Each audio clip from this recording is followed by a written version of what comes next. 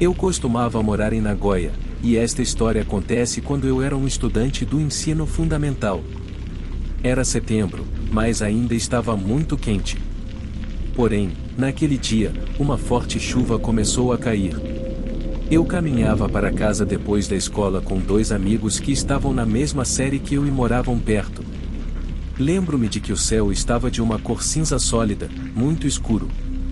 Sempre que havia previsão de chuva forte ou mau tempo, como tufões, eu sempre ficava animado com os sentimentos incomuns, de perigo ou expectativa, que me invadiam. Então, naquele dia, enquanto voltava para casa, eu estava brincando mais do que o normal, fazendo mais barulho e pulando nas poças de chuva. Eu morava em uma área relativamente urbana em Nagoya, com muitas colinas e uma inclinação no caminho que eu percorria para a escola todos os dias, o que significava que havia uma descida no meu caminho para casa. Por causa das colinas, havia riachos de água correndo por elas, fluindo rapidamente em direção às valas e aos ralos. Era incrível como a paisagem mudará tão drasticamente para nós, estudantes do ensino fundamental. Lembro-me de achar tudo muito interessante. Os esgotos ao lado das estradas estavam obstruídos e cheios de água corrente. Em alguns pontos, víamos os esgotos e ralos entupidos de folhas e outros detritos. Decidi colocar um graveto na água corrente para ver o que aconteceria. Outras vezes, mexia nas folhas para criar espaço para a água escoar. Estávamos nos aproximando de nossas casas agora, e eu pensava em como aquilo tinha sido uma pequena aventura. Foi quando descobrimos algo. Uma das grades do ralo estava aberta e conseguíamos ver dentro dela. Todos nós nos reunimos e olhamos para baixo. Fiquei espantado com a rapidez com que a água descia ali. Era muito mais rápido do que eu poderia imaginar. O ralo era enorme. Achei que fosse algum tipo de dreno de tempestade. Parecia um escorregador de água na piscina. Rapidamente, joguei uma pedra próxima lá dentro e disse: "Uau, isso é incrível!" Foi muito divertido ver a pedra ser levada embora num piscar de olhos. Brincamos ali por um tempo, jogando coisas diferentes que encontrávamos na abertura do ralo. Então, alguém disse: "Tentem um guarda-chuva." Estávamos um pouco cansados de jogar coisas pequenas lá, como gravetos, pedras e folhas, então aceitamos imediatamente a ideia. Todos nós tínhamos usado guarda-chuvas naquele dia, e eu não queria me molhar, então não ofereci o meu. Vi que um dos meus amigos começou a fechar o guarda-chuva com um sorriso no rosto.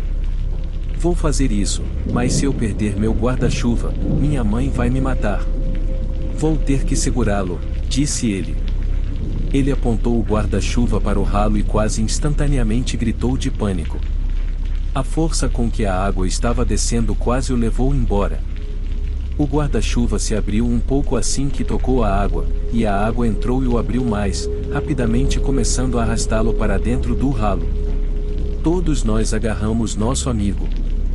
Foi tão assustador, mas conseguimos segurá-lo. Em seguida, ouvimos uma voz gritando atrás de nós. Antes de virar, eu sabia que a voz pertencia a um adulto, mas não esperava ver o vice-diretor da nossa escola correndo em nossa direção. Provavelmente, nosso amigo alertou ao ouvir essa voz. Ele soltou o guarda-chuva. Ele foi arrastado num piscar de olhos. Todos nós ouvimos o som dos arames do guarda-chuva se quebrando e se rachando no ralo. Parecia ossos se quebrando para mim. O vice-diretor se juntou a nós naquele momento e estava incrivelmente irritado. Ele começou a gritar conosco, dizendo coisas como: "Vocês não podem brincar aqui, é muito perigoso. Vão logo para casa." Depois de sermos repreendidos pelo vice-diretor, que raramente interagia conosco, corremos para casa com o rabo entre as pernas. Quando cheguei em casa, contei à minha mãe o que tinha acontecido. Por alguma razão, eu estava realmente animado para contar a ela. Ela parecia irritada e perguntou onde tinha acontecido aquilo. Eu disse: "Descendo a colina, perto da nossa rua", e parecia que era o lugar onde tínhamos encontrado o dreno de tempestade aberto. Ela pareceu irritada e quase enojada comigo. Saiu do quarto e eu sabia que provavelmente não deveria mais falar sobre isso com ela. Meu irmão estava na mesma sala que nós e acabará de ouvir nossa conversa. Virei-me para ele e ele começou a me provocar, falando sobre o quanto eu estaria encrencado, típico irmão mais velho.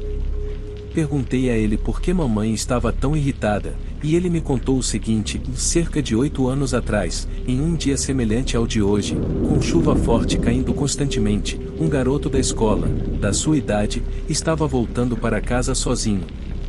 Ele nunca chegou em casa, porém, desapareceu. Pais e professores procuraram por ele por toda parte. Tudo o que encontraram foi a sua mochila perto de uma vala, várias horas depois. Seu corpo foi descoberto a algumas centenas de metros de onde sua mochila foi encontrada. Ele havia entrado de alguma forma em um dreno de tempestade e foi levado pela força da água corrente.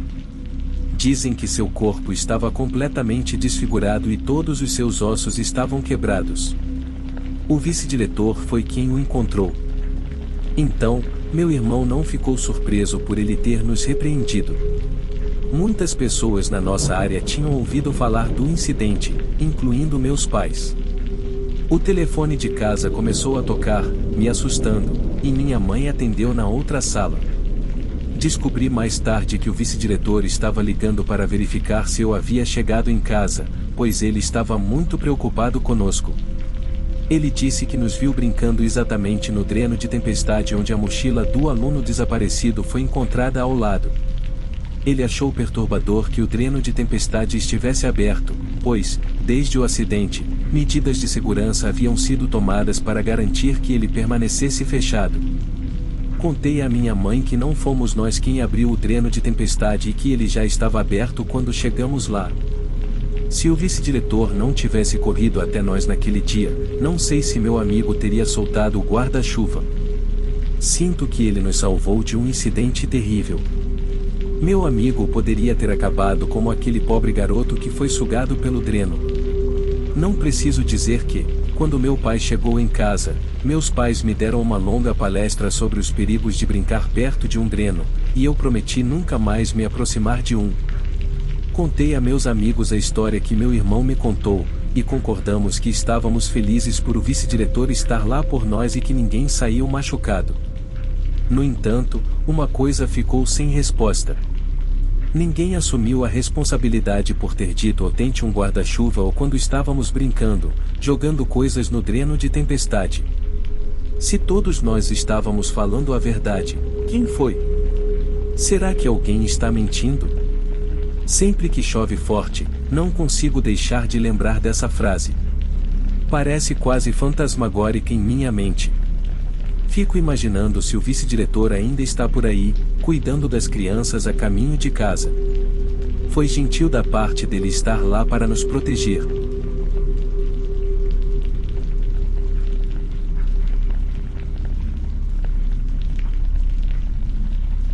Isso aconteceu numa tarde escura de outono. Eu estava na minha sala de aula na escola, e era apenas mais um dia de aula para mim. Nossa sala estava quase silenciosa, só se ouvia o som de canetas arranhando o papel e o tamborilar da chuva nas janelas. Então, a porta da sala de aula se abriu bruscamente e o vice-diretor entrou com uma expressão de preocupação no rosto. "Posso te ver no corredor, por favor?" ele disse à nossa professora. "Sem problemas, turma, continuem com seus exercícios até eu voltar", disse nossa professora antes de sair para falar com o vice-diretor. Naturalmente, com alunos adolescentes e sem autoridade na sala, as coisas gradualmente ficaram barulhentas. Eu continuei trabalhando.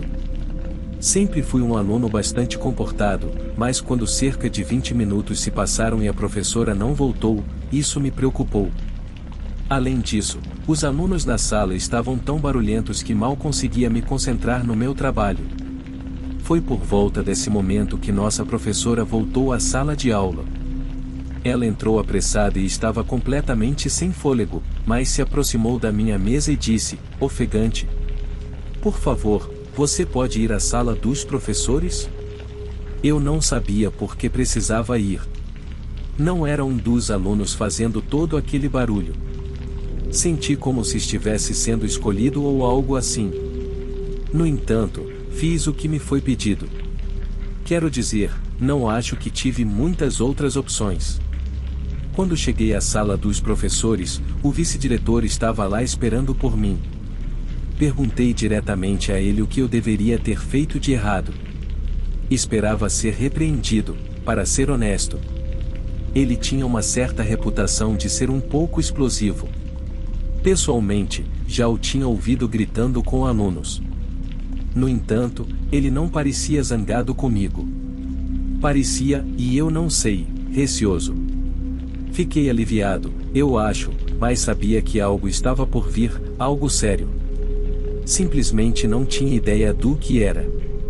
Fui eu quem quebrou o silêncio, perguntando: não entendo por que você me chamou aqui. Por favor, tente ficar calmo e sente-se, ele respondeu. Preciso que você me ouça com muita atenção. De repente, senti como se um nó começasse a se formar no meu estômago. Senti nervosismo, medo, surpresa. Era muita coisa para processar. Senti como se algo enorme estivesse prestes a acontecer. Era assustador. Fui informado de que sua mãe sofreu um acidente de trânsito hoje, ele continuou. Seu pai está vindo para cá o mais rápido possível e pediu para você encontrá-lo no estacionamento do lado de fora. Então, por favor, prepare-se e vá para o hospital. Eu tremia de medo. Não conseguia me controlar. Não parava de me perguntar se minha mãe iria morrer. Eu simplesmente estava lá.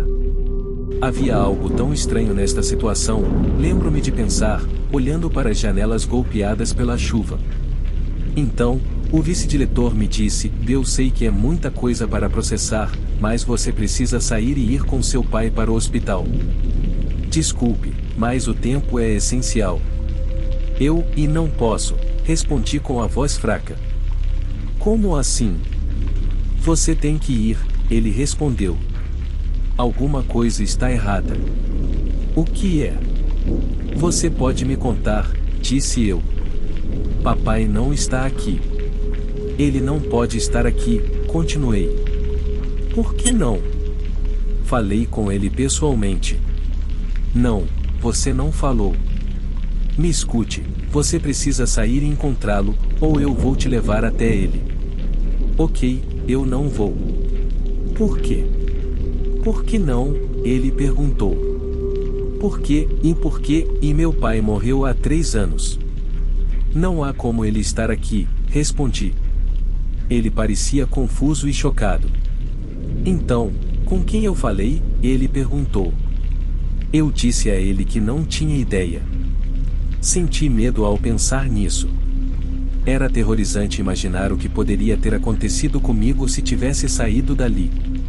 Não tínhamos ideia por que esse estranho veio à nossa escola me procurar naquele dia, ou quais eram suas intenções.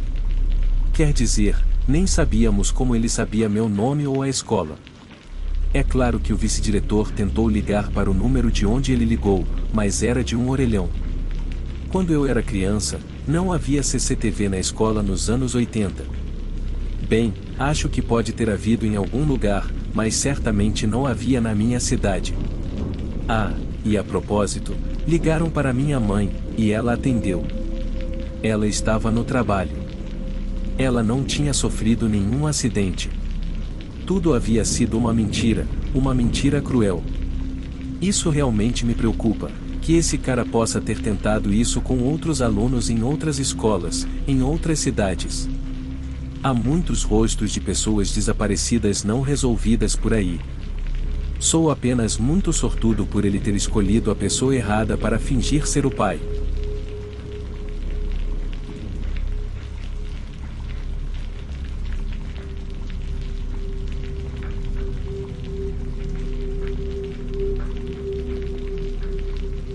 Meu tio realmente odeia receber cartas. Mas não são apenas cartas, são qualquer coisa. Coisas como cartões de o melhoras ou cartões de o Feliz Ano Novo. Ele sempre disse à minha família para não se incomodar em enviar nada. Nunca entendi muito bem isso, mas também odiava escrever e enviar cartões. Quero dizer, é uma baita dor de cabeça, não é mesmo? No entanto, eu estava um pouco curioso para saber por que ele realmente não queria recebê-los. Quer dizer, escrevê-los é uma coisa, mas receber não deveria ser um problema, certo? Não exige muito esforço receber um cartão. Decidi perguntar a ele qual era o problema. Perguntei diretamente a ele e, em resposta, o velho apenas me encarou de lado e sorriu, enquanto acendia um cigarro. Ele disse, bem, tudo bem. Vou te contar. Há muito tempo, eu costumava trabalhar nas Filipinas. Entre eu e você, estava passando por uma situação financeira muito difícil na época. Tomei algumas decisões ruins com dinheiro quando tinha mais ou menos a sua idade, e também fiz algumas más amizades. Um cara com quem eu costumava sair sugeriu que eu desse uma olhada em uma oportunidade nas Filipinas, e eu pensei, por que não?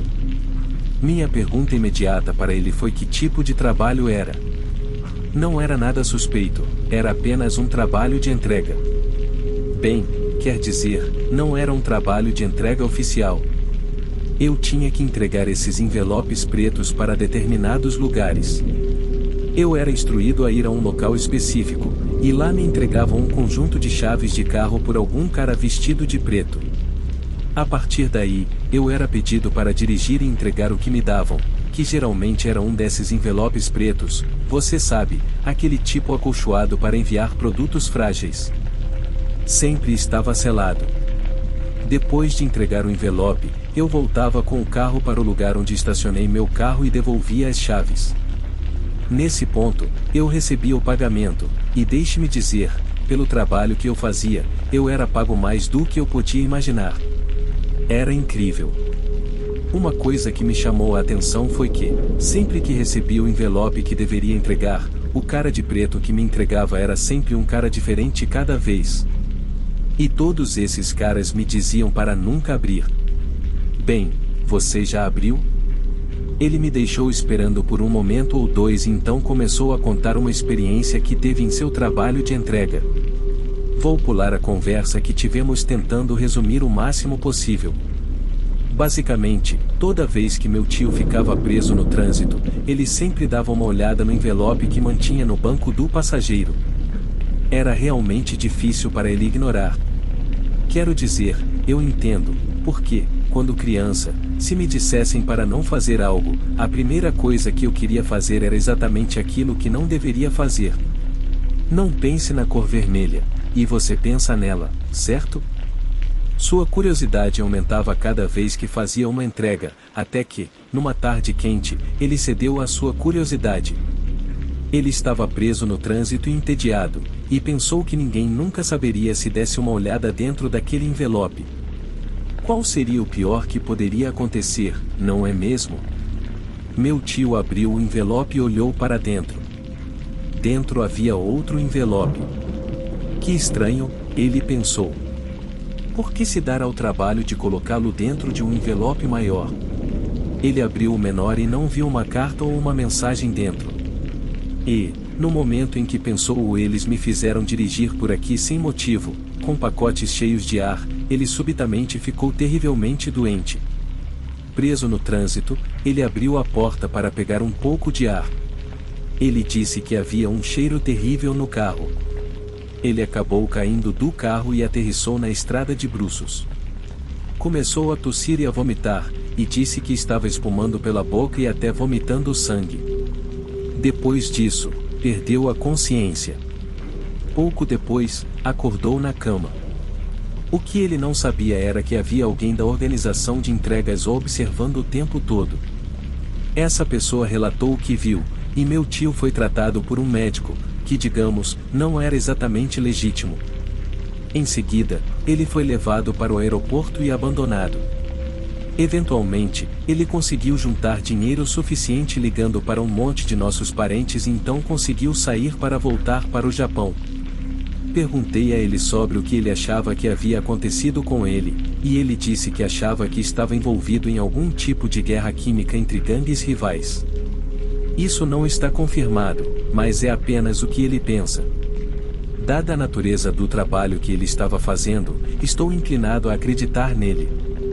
Ele disse que nunca soube o que havia nos conteúdos desses pacotes e envelopes que estava carregando. Depois, ele meio que desviou o olhar de mim, como se estivesse contemplando que talvez não saber alguns dos conteúdos desses envelopes e pacotes teria sido o melhor. Ele apagou o cigarro e disse: "E é por isso que eu odeio cartas e cartões." E nunca mais falamos sobre isso novamente.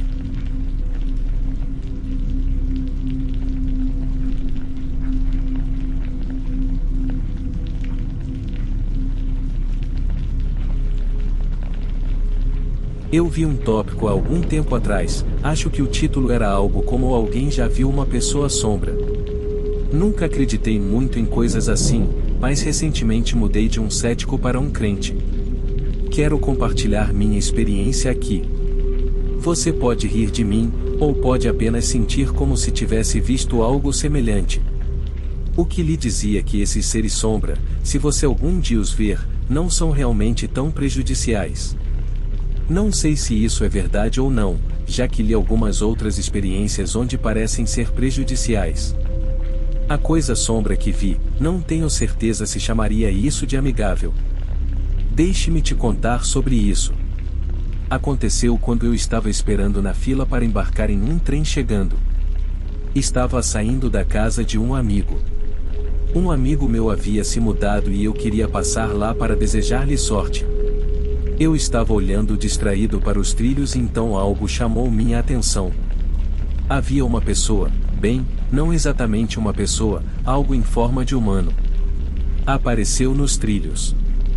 Estava chovendo lá fora, mas isso não afetava minha visão. Tive que piscar para ter certeza de que não estava vendo coisas. Eu realmente não conseguia dizer se era um homem ou uma mulher naquele momento. Era apenas uma sombra. Isso vai soar completamente estranho, mas parecia um pouco com uma televisão procurando por canais, mas mais escuro, sabe? E estático. Parecia uma sombra feita de estática, mas era principalmente sombria. Uma coisa que notei quase instantaneamente sobre aquela figura nos trilhos foi o fato de que faltava uma parte de sua perna esquerda logo abaixo do joelho. Embora eu não conseguisse realmente distinguir nenhum traço facial dessa coisa, pude perceber que a cabeça tinha uma forma estranha. A palavra o côncavo veio à mente bem rápido. Era meio que afundada para dentro. Isso provavelmente parece o delírio de um louco, mas, nos poucos segundos em que vi aquela coisa, não tive tempo para processar ou questionar totalmente. Acho que ergueu uma mão até o rosto, como se para estudá-lo, para sentir a textura, e então algo clicou na minha cabeça. Estava nos trilhos do trem, e um trem estava se aproximando em breve. Apesar de como parecia, ainda parecia humano o suficiente para me preocupar com isso. Fiquei chocado que mais ninguém ao redor tivesse reagido. Ninguém na fila para o trem parecia reagir ao que estava acontecendo. Um anúncio estridente ecoou ao longo da plataforma da estação, dizendo que o trem estava se aproximando. Pensei, meu Deus, se ninguém ajudar, então, se há uma pessoa nos trilhos e meus olhos estão apenas me enganando, então elas estão prestes a ser atropeladas. Comecei a entrar em pânico. Não acho que mais ninguém ao meu redor tenha percebido. Eles estavam olhando para baixo em seus telefones ou conversando com os amigos. Ouvi o aperto dos freios à medida que o trem se aproximava e, naturalmente, recuei horrorizado. Não queria ver o que eu pensava que era inevitável. Tapei os ouvidos, esperando ouvir gritos e protestos, mas não ouvi nada do tipo. Honestamente, pensei que estava ficando louco naquele momento. Decidi dar uma olhada de volta para os trilhos. Vi aquela pessoa sombra lá. Ainda estava lá nos trilhos. Eu estava prestes a entrar no trem, queria sair daquele lugar e não conseguia acreditar no que vi em seguida. Da posição em que estava prestes a entrar no trem, pude ver seu estranho rosto côncavo olhando para mim. Como se ignorasse o fato de que um trem estava em cima dele ou até mesmo tinha passado por cima dele. Mesmo sem ter características no rosto, senti como se estivesse me olhando da posição em que estava nos trilhos. Não tinha olhos, não tinha nariz, não tinha boca, nada. Mas eu sabia que estava me vendo. E eu realmente odeio isso. O próximo que senti foi um cutucão nas costas e uma voz disse: "Moça, você pode sair do caminho?" Há pessoas que realmente querem entrar no trem. Um membro do público tinha percebido que eu estava segurando a fila. Não percebi até o momento que tinha sido perturbada. Não sabia realmente o que fazer além de pedir desculpas e me afastar. Não me sentia capaz de entrar no trem sem perder completamente a cabeça. Recuei do trem, causando um pouco de alvoroço, devo acrescentar. Vi o trem partir e vi aquela coisa sombra agora dentro do trem com os outros passageiros. Pairava sobre um passageiro perto da porta, estudando-a. E não sei mais o que pensar. Tenho que dizer, porém, que estou preocupada com o passageiro que vi. Estou meio preocupada comigo mesma também. Essas coisas sombras são reais ou estou perdendo a cabeça?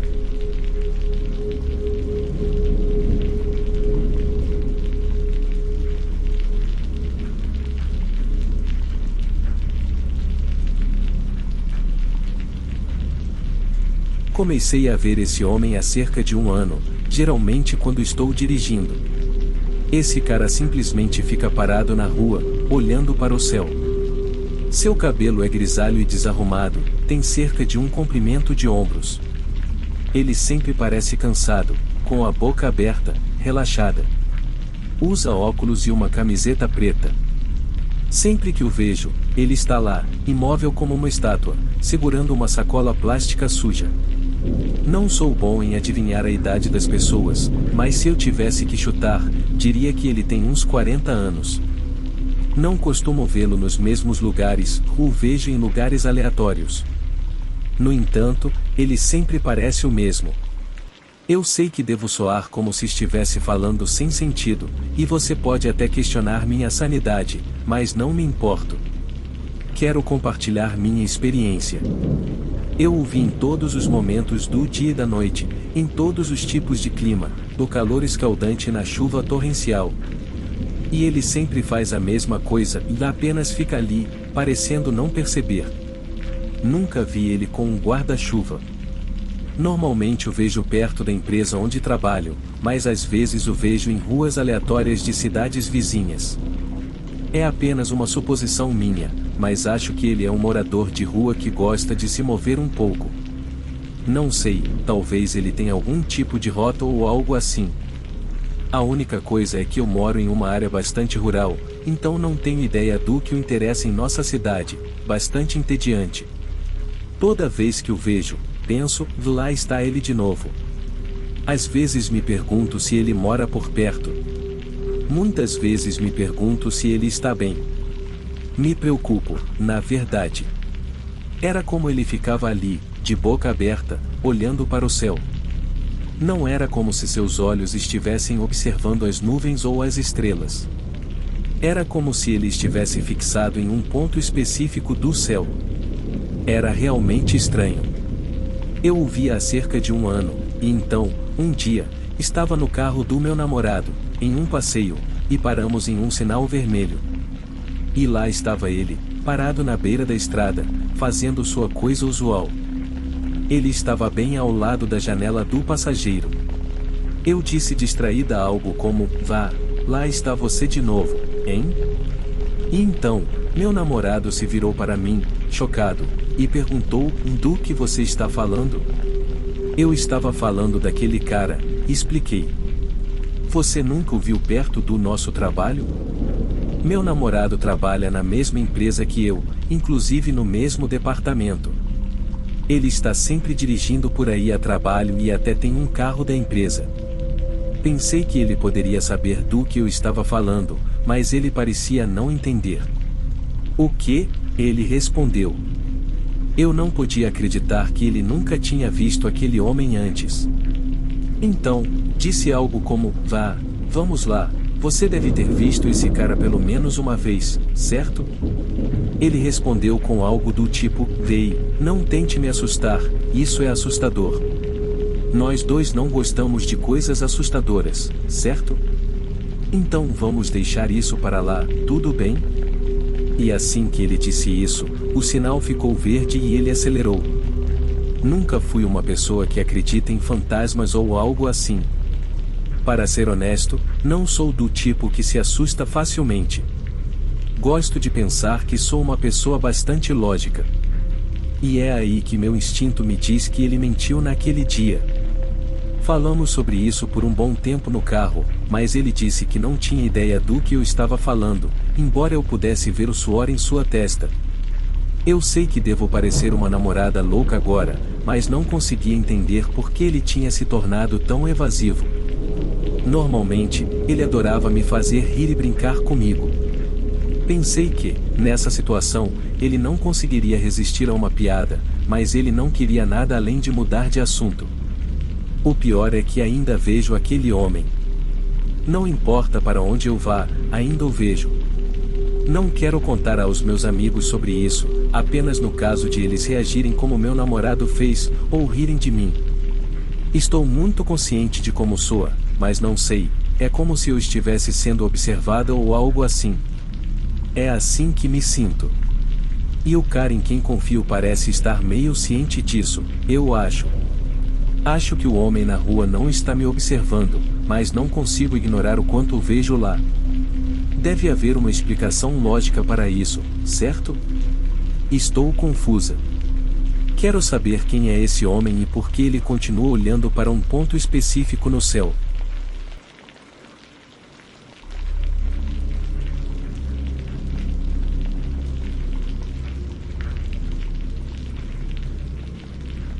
Há cerca de 3 anos, enquanto estava na faculdade de medicina na época, estava realizando treinamento de anatomia. Não vou entrar em detalhes, pois acho que pode ficar um pouco técnico e prolixo demais para o tanto que sinto vontade de escrever sobre isso. Apenas imagine incisões e estudos das nossas perspectivas práticas de treinamento, que raramente terminam no horário previsto. Bem, pelo menos não na minha faculdade de medicina. Acho que ainda estávamos trabalhando até cerca de 20 horas na noite em questão. Nossas aulas eram realmente estranhas. Se ainda houvesse trabalho a ser feito após as 19 horas, os professores simplesmente nos deixavam. Eu realmente não gostava disso, mas acho que eles haviam conquistado seu lugar na profissão e era apenas uma dessas coisas com as quais teríamos que nos acostumar. Isso nos deixou, 4 estudantes de medicina, sozinhos na sala de autópsias. Não me importei de estar lá embaixo, era um prédio estranho e eu preciso explicar um pouco. Havia um conjunto de portas por onde você tinha que passar para entrar e então o corredor descia até outro conjunto de portas e então você estava na sala de autópsias. Normalmente, não me importava de estar lá embaixo, mas naquela noite algo diferente aconteceu.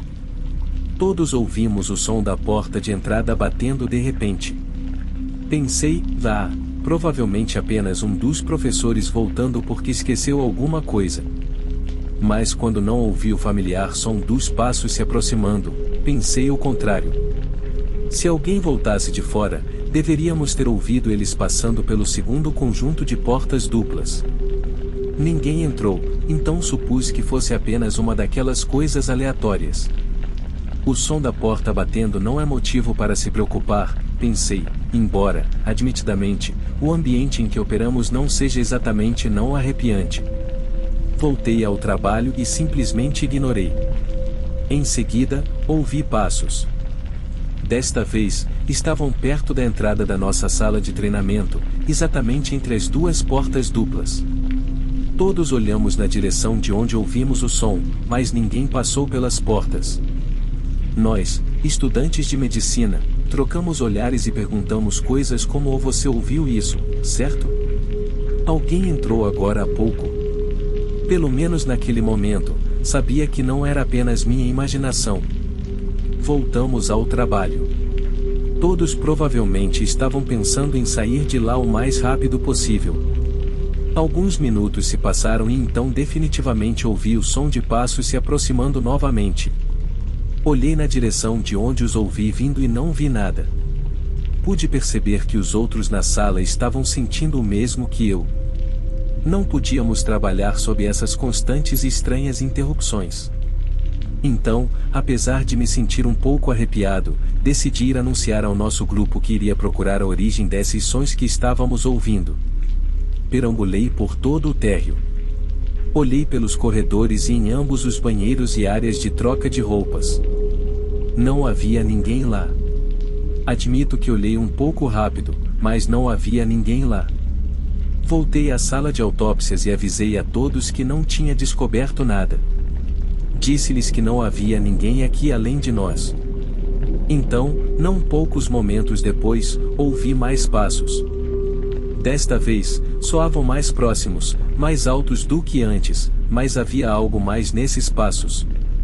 Um som adicional. Eles pareciam render e fazer celcha enquanto se moviam. Congelamos. Parecia que um par de botas estava marchando pelo corredor. Sabe como elas podem soar em um dia chuvoso em um piso de madeira? Era assim que soavam. Todos nos olhamos em silêncio. Pude ver os rostos pálidos dos meus colegas. Tomamos a vez de fazer perguntas uns aos outros para as quais nenhum de nós tinha respostas, como o que está acontecendo? Quem é esse, etc. Os passos então ficaram mais altos, tão altos que pareciam vir de dentro da mesma sala em que estávamos. Não podia acreditar no que ouvia, porque não havia ninguém na sala além de nós, é claro, do homem que estava deitado de costas no centro da mesa com o peito completamente aberto e exposto. Senti que minha sanidade estava escorregando. Havia alguém na sala conosco e eu não conseguia vê-los. Isso desafiava completamente a lógica. Todos nos levantamos de nossas cadeiras e recuamos, afastando-nos do som. Meus colegas estavam enlouquecendo e tenho que admitir que alguns deles estavam à beira das lágrimas. Queria sair, precisava sair. Todos nós estávamos praticamente tremendo naquele ponto. Chegamos ao limite. Gritei para meus colegas: vamos embora. Não sei por que esse pensamento não nos ocorreu antes. Garanti que cobrimos o corpo, mas todos nós nos apressamos para fazê-lo. Saímos do prédio. Nenhum de nós disse uma palavra sobre isso aos nossos professores. Pensamos que poderíamos simplesmente ignorar o assunto. 2 dias depois, estávamos programados para voltar àquela sala novamente e tenho certeza de que posso falar por todos quando digo que nenhum de nós estava ansioso para voltar lá. Não podíamos perder uma aula, no entanto. Nossa universidade era super rigorosa com a presença. Não sentíamos que tínhamos muita escolha a não ser aguentar e voltar lá. Entramos na sala de autópsias. Sempre era uma boa ideia chegar antes dos professores. Imediatamente percebi que havia algo um pouco diferente desta vez. Parecia mais frio lá embaixo. Havia alguns degraus que você tinha que descer naquele corredor até a sala de autópsias. Antes mesmo de chegar à metade do caminho, percebi que o ambiente estava mais frio do que o normal. Rapidamente percebi que o chão da sala de treinamento estava inundado de água. Choveu muito nos últimos dias e meio. Quando nosso professor chegou, ele ficou furioso. Ele gritou para o último grupo que estava lá na sala de autópsias se apresentar. Bem, tivemos que enfrentar as consequências e admitir que fomos nós. Levamos uma bronca porque não fechamos a porta direito quando saímos da última vez, mas juro que fiz isso. Eu contei ao professor sobre o que ouvimos, mas ele não estava interessado. Era do tipo que nunca acreditaria no paranormal, suponho, embora naquela época eu não fosse um crente. Em uma data posterior, um colega mais velho se aproximou de mim e disse que achava ter ouvido algo semelhante ao que ouvimos. Ele até disse que a sala havia sido abençoada no passado. Muitas vezes me pergunto o que eram aqueles passos esquisitos. Seria a alma de um dos corpos retornando em que praticamos ou apenas um bando de estudantes se assustando ao ouvir coisas? De qualquer forma, não consigo deixar de pensar nesses passos fantasmagóricos sempre que está chovendo.